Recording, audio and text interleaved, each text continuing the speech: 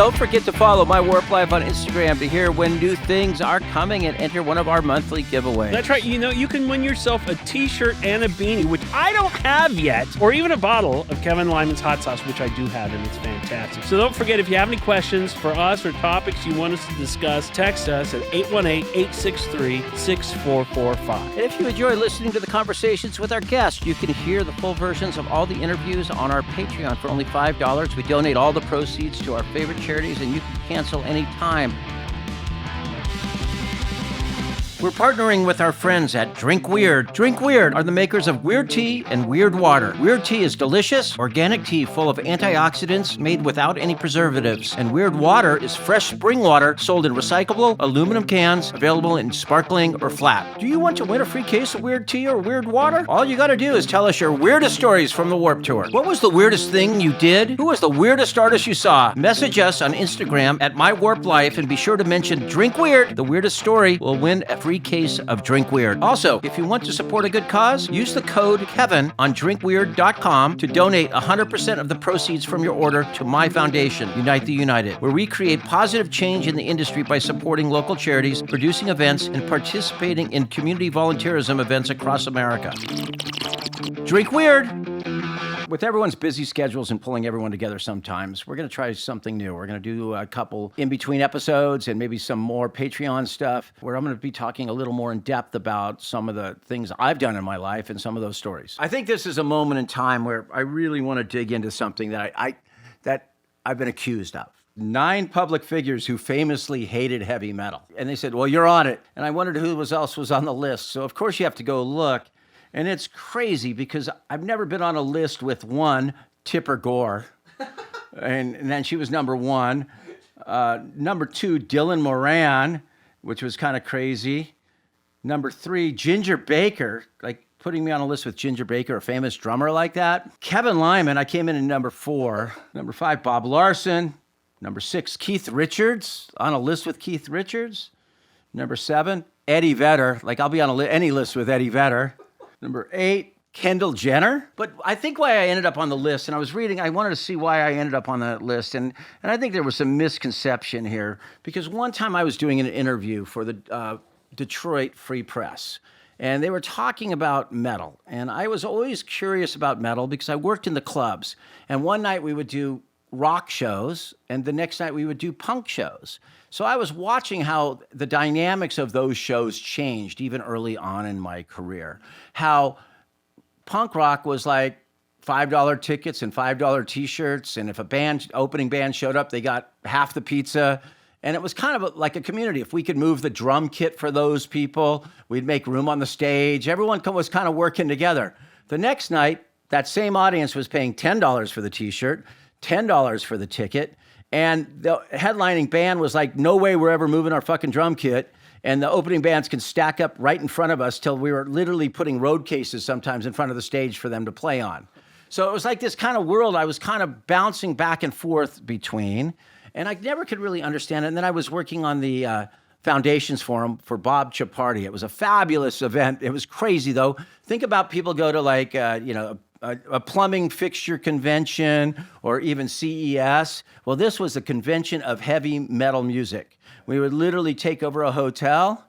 They would have ballrooms, and we would set up arena PAs, like more PA than you can imagine, and we'd put a second stage in them, and then like you'd have Ozzy Osbourne and Kiss and Pantera, and you'd have all these bands playing, and everyone would come into these convention centers, and it was like a night on the Sunset Strip, but in these hotels. And there was so much money around metal at that point. It was like everyone wanted something more than the other person. They wanted more cabinets. They wanted more PA. And literally, we would have a truck of empty PA cabinets, and we would charge the labels $300 to make their PA look bigger than the other PA. It was mind-boggling, these events. And, later on in life, I was working, and a lot of the heavier bands started to like to play on Warped Tour. I'll never forget a great band called Trivium would like to come on Warped Tour, but there were also bands that could sometimes go on Ozfest or some of these other events.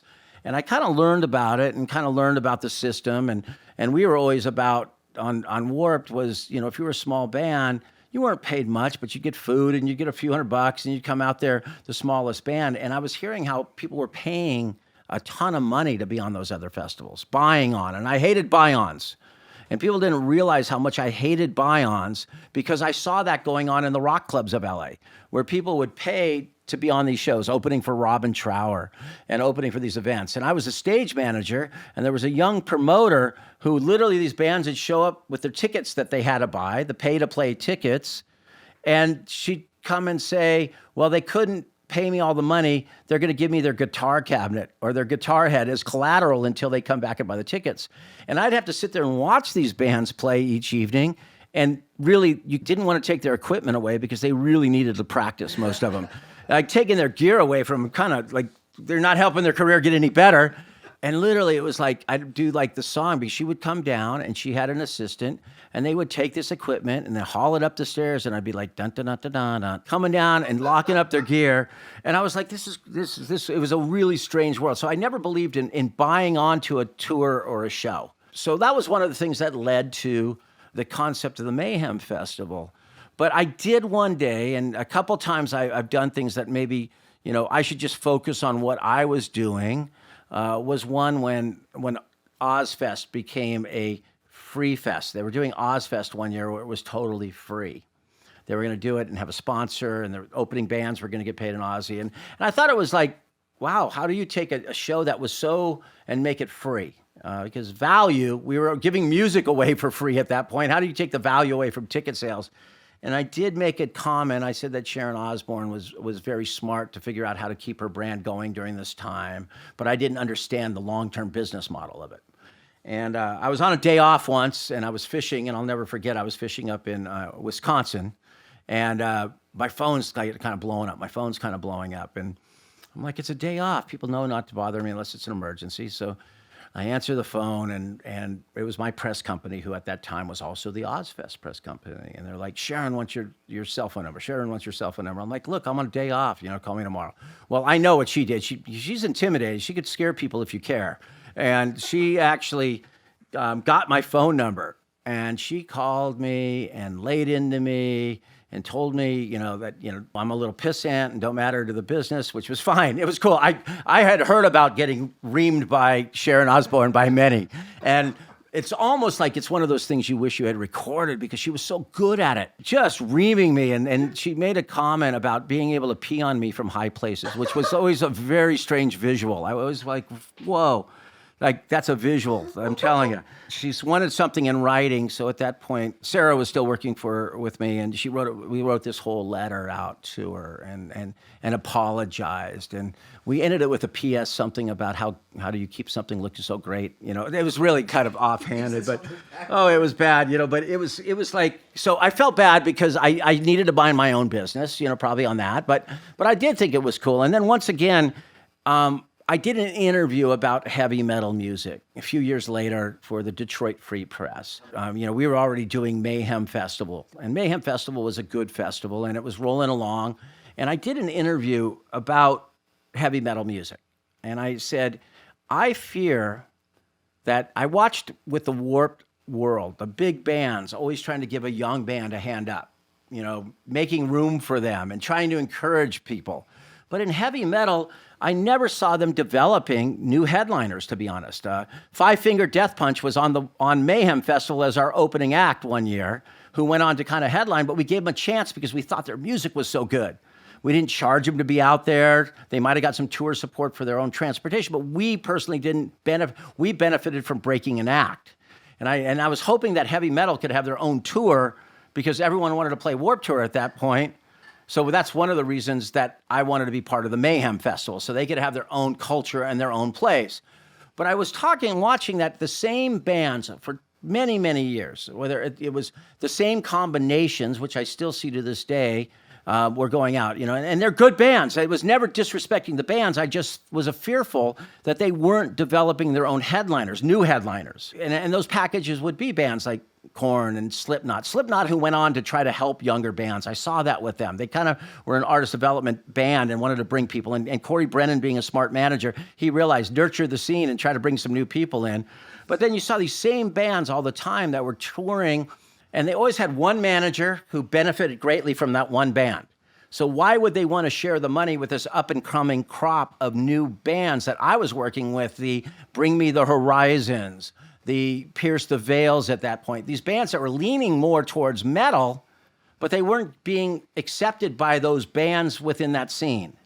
I do see that now, and I do say that Danny Wimmer has done a great job with his festivals. He's recognized that, you pay homage to the history of that music, but you have to bring up new things behind, or you don't have a scene. It becomes classic rock.